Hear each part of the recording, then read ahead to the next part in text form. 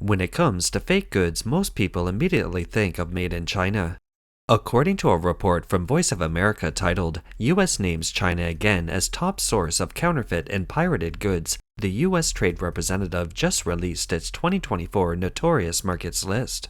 The list points out 18 countries where fake products and pirated content are a big problem, including 39 online platforms and 33 physical markets that are known for selling counterfeit products or helping piracy. China is once again at the top of the list, making it the world's biggest source of fake goods. Let's take a look at a story from a Chinese blogger named Xiao Ya. In China, people aren't just making fake LV bags, they're making them in 3 different levels of quality and price. To see the difference for herself, Xiao Ya bought 1 real LV bag and 3 fakes to compare. The results are totally surprising. It really opened her eyes. This is the super popular LV carry-all bag that everyone's been talking about lately. The real one I'm holding costs over 20,000 RMB. That's about 2,800 US dollars. But just out of curiosity and for fun, I also bought 3 fake ones, one for 500 RMB or $68, another for 1,300 RMB or $176, and the most expensive one for 1,780 RMB, which is around $242. All of the sellers claim theirs were one-to-one replicas, meaning they're supposedly identical to the real thing. Today, I'm going to see who's making the best copies. First up, the 500 RMB one. The moment I opened it, it had a strong glue smell. The color was way off compared to the real one. Here's the 500 RMB one on top and the real one below. Yeah, totally different shades. The fake one felt super stiff, while the real one is soft and smooth. The lining inside was totally different too. The real one has leather inside with visible grain, while the fake one had some kind of fuzzy fabric. The workmanship is also very rough. Glue was literally leaking out. The shoulder strap is also obviously different. This is the real one, and this is the 500 one. The difference is too obvious. They say it's a one-to-one replica. Don't believe it. Next, the 1,300 RMB version. Still smelled like glue, but not as bad as the cheaper one. It was still kind of stiff, not as soft as the real one, but a little better than the 500 one. The color was closer to the original, and unless you looked really closely, you might not notice the difference right away. The stitching and details were okay, not too many issues there, but the shoulder strap isn't good and looks fake at first glance. Now, let's look at the 1,780 RMB one.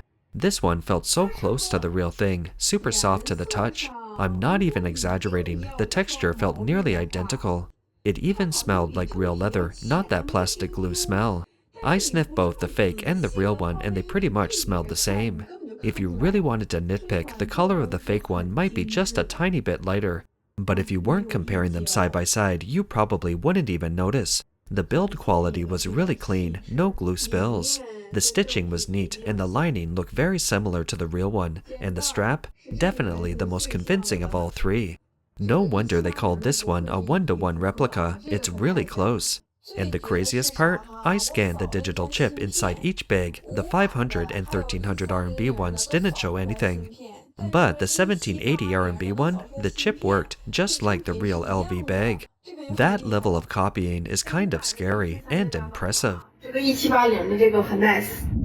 One of the most famous places in China for fake goods is the Huaqiangbei Ghost Market in Shenzhen, Guangdong. It's packed with stalls selling all kinds of knockoff luxury watches along with fake designer bags, jewelry, perfumes, you name it. There's even a huge selection of electronics. In the video below, a content creator named Xiao Bao takes his girlfriend Tong Tong to check out the ghost market. He says he wants to show her something she's never seen before.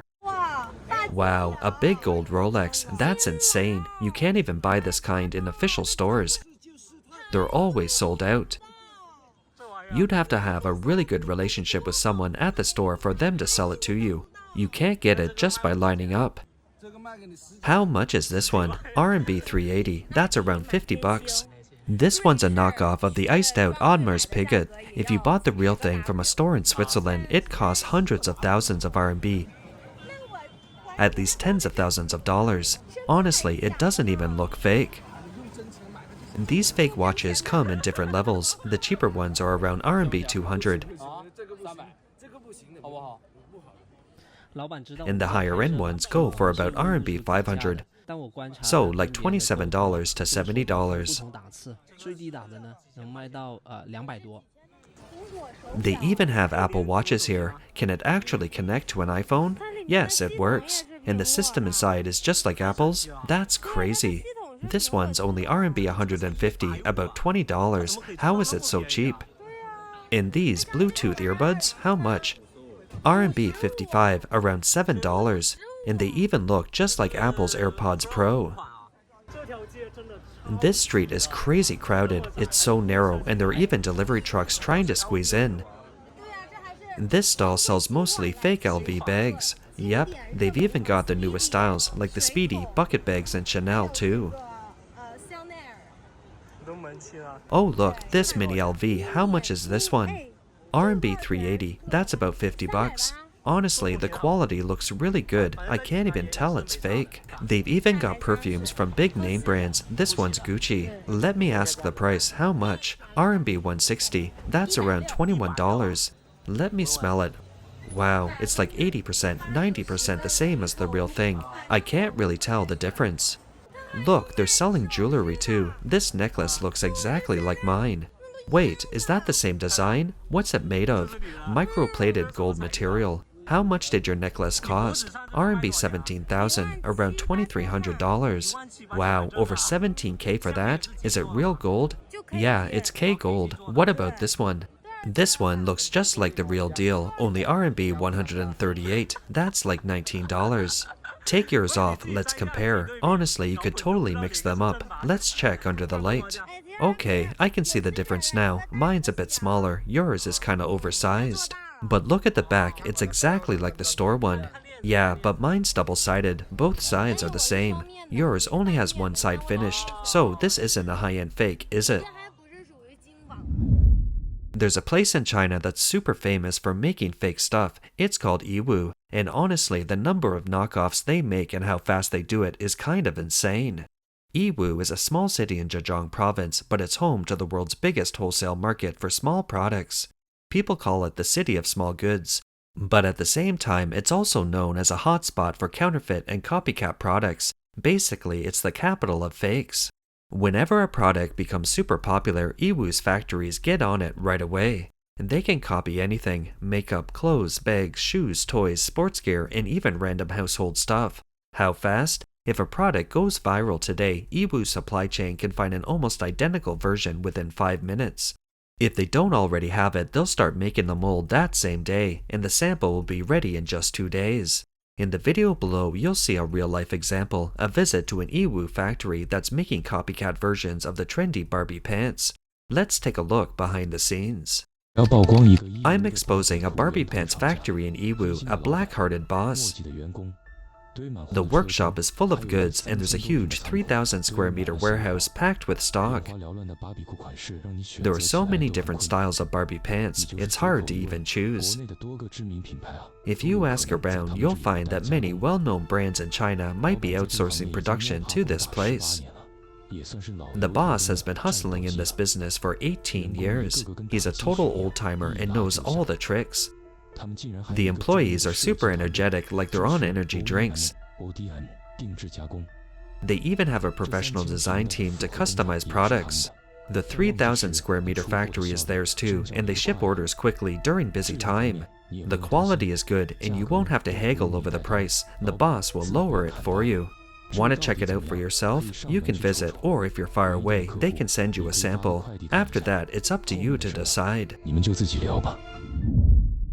Besides Shenzhen and Yiwu, there are 7 more cities in China that are well known for making fake products.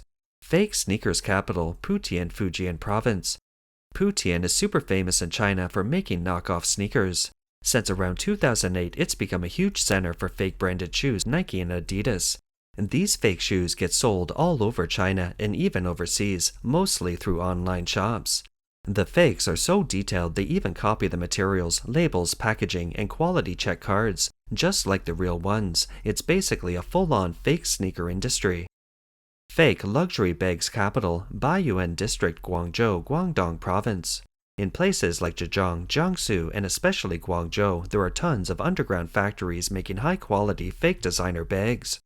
For example, LV bags, one of the most copied luxury items, are mainly made in Guangzhou. The factories that produce high-quality replicas are concentrated in Guangzhou, with the most famous being the Baiyuan leather goods city. The fake makeup capital of China, Suzhou, Jiangsu province.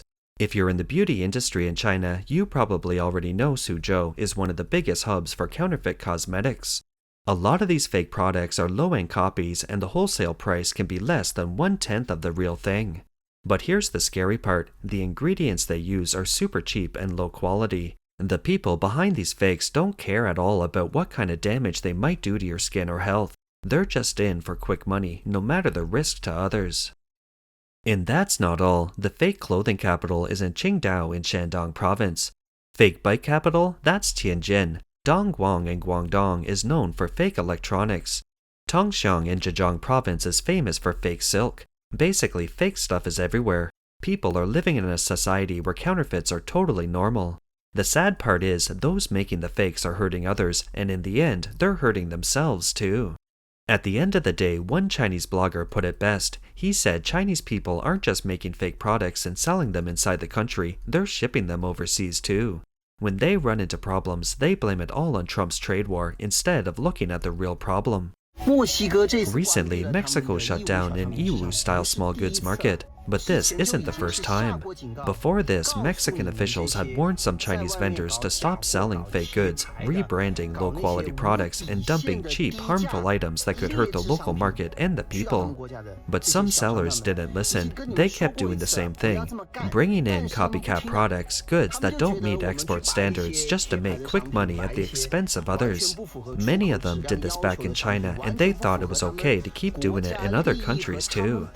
After 2 or 3 warnings, Mexico finally took real action. This time, they directly shut the place down and even sent in the army. I think this is a real shame for Chinese people, or more like a shame for everything made in China. When business competition in China gets too intense and unfair, competing until there's no way out, some people start looking for ways to do the same thing overseas. Many of our businesses, and I'm not saying all of them, are trying to continue making money using the same old tricks. Making money without any conscience. That's not going to work. That's South America, that's Latin America. People there don't want that, and they won't give you that kind of opportunity. Now, a bunch of shady media outlets are blaming all this on what? On the US trade war. Come on guys, that's just not true. Don't let these irresponsible voices mislead you. Seriously, the US doesn't have time to mess with every little thing. They're just trying to clean up and manage their own market properly. That's it, nothing more. Honestly, I'm warning some of these unscrupulous self-media people. Honestly, instead of blaming other countries, we should take a closer look at ourselves.